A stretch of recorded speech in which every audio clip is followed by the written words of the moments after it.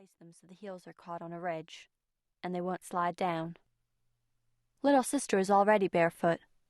I inch across the roof that feels like it has been sprinkled with coarse salt, liking the way the scratchy surface clutches at the fabric of my shorts, clings to my skin. I don't like getting this close to the edge, all the time knowing what I'll see, and then I do. I look down on my Aunt Patty, who is looking up, her hair in pin curls.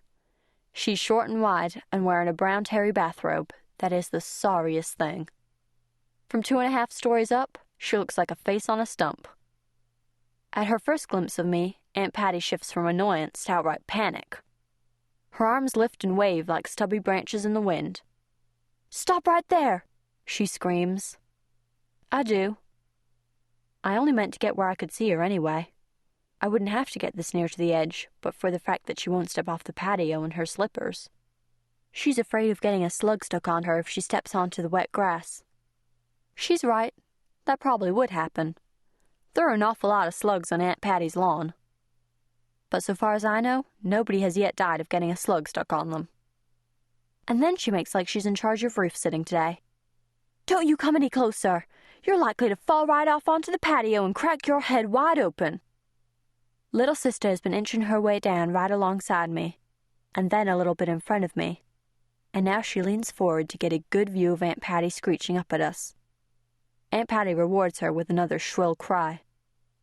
I have a handful of little sister's nightgown, just in case, but she isn't going anywhere. We've run down hillsides steeper than this. It does give me a funny feeling in the pit of my stomach, though, being so close to the edge. Like this roof might roll over like a big dog and heave us into the air like fleas. "Little sister," Aunt Patty calls. Her tone has changed to sweet and wheedling. "Little sister, you'll listen to reason now, won't you?" It's no use her appealing to little sister, who only listens to me anyway. Another reason little sister don't talk. She used to, but not now. Chapter 2. Birds of a Feather. Little sister hasn't said word one since baby died. At first, I tried to make her want to talk, but nearly everything I asked of her could be answered with a shake of her head or a shrug. Then I did things, like tell her I planned to make sugar cookies with refrigerator dough, and I would pretend to forget. But little sister didn't want sugar cookies bad enough, I guess.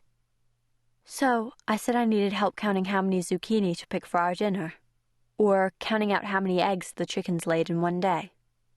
Little sister would stare at me, like life was too serious for me to try to trick her into doing something she didn't want to. I kept at her, though, for days on end. Finally, little sister made up that one finger meant no, 2 fingers meant yes, and a wagging of her flat hand meant maybe. She would hold up both hands, flashing her fingers for every 10 of something, so she could count up to 100 if she had to. When she was emphatic, she would flash 10 fingers, telling me no, or 10 fingers twice, 20 fingers, for yes. Little sister hasn't done much of that since getting to Aunt Patty's. It makes Aunt Patty nervous. She's not mean about it, she just takes little sister's hands in hers and holds them and keeps talking like she never noticed a thing. Or if somebody is around, she talks louder. She pulls little sister's hands close and pushes them down, hoping nobody'll notice. "What are the girls doing up there?" This is Mrs. Biddle, the neighbor. As sweet an old lady as you could ever hope to meet. Bakes good cookies, the homemade kind, and she's real free with them, too. "You can see for yourself they've climbed out onto the roof," Aunt Patty says. She shouldn't speak to old Mrs. Biddle that way. It could hurt her feelings. But that's Aunt Patty for you. If anybody ever told her she ought to have some respect for her elders, she put it right out of her mind.